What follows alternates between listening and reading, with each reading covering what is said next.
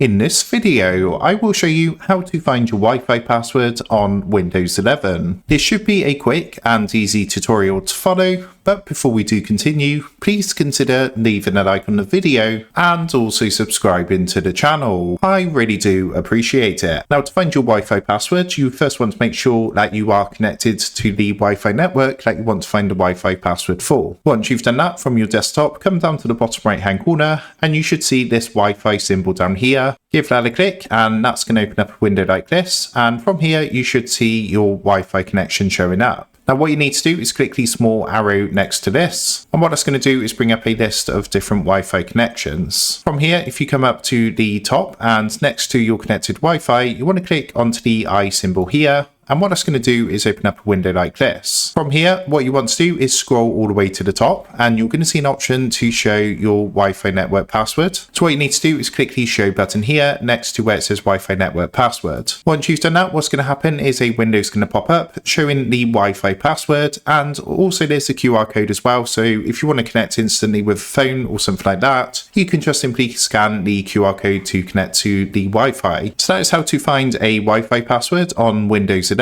With that being said, I hope this quick tutorial did help you out, and if this did help you out, I would really appreciate it if you was to consider dropping down below the video, leaving a like, and also subscribing to the channel. With that being said, I just want to take a minute, thank you guys for watching this quick tutorial, and I will see you in the next video.